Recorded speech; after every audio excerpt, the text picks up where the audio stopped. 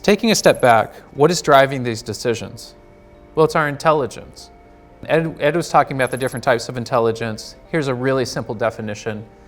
Intelligence is the acquisition of knowledge and being able to apply that knowledge to future decisions. It's a very basic definition. So based on that definition, is this butterfly intelligent? Is it acquiring knowledge, and is it making better decisions? I'll give you a terrible example to really drive this home. Let's say I antagonize this butterfly. Is it going to turn away tomorrow? This is a simple enough life form, people hesitate, but what about a dog? Can I poke the dog in the eye and it will avoid me tomorrow? Well, dogs are pretty smart.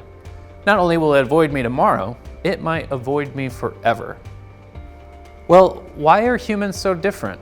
What's the difference? Well, the difference is we can actually share our experience. We're one of the only animals that can share experience through language.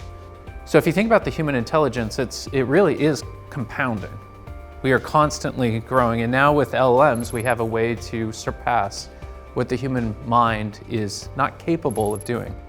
We are actually not capable of even comprehending the existing human knowledge that has been found within our own domains.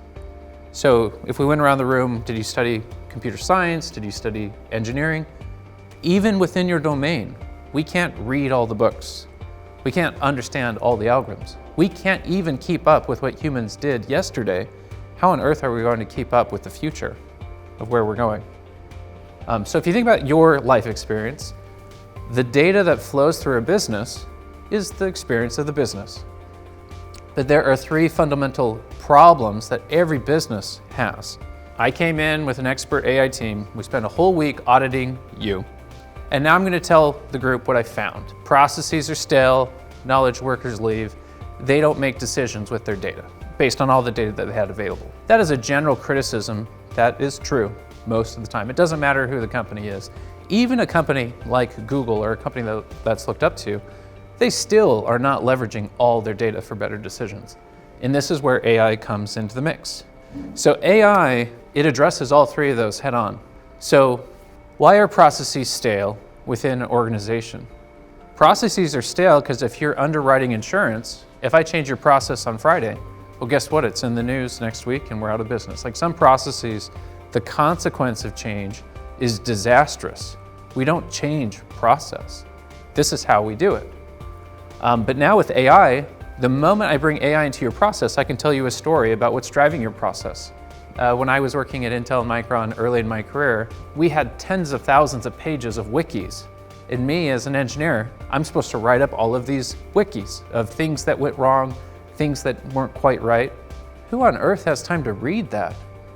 Nobody. No one has time to read that. Now with LLMs, you have these knowledge sinks. And then making better decisions from data. There is not a data type that you can bring up that I want to argue is well known for processing. Whether it's video, audio, text. Back in the mid 2014-15, those data types, unstructured data, was considered exotic data. Today, that is trivial. So there's not really a justification for not making decisions. And I would argue today, especially with the miracle of these deep learning models, you can do so many things that are very interesting. And you can pull information out. So my hope from going through this quickly is we make decisions all day long.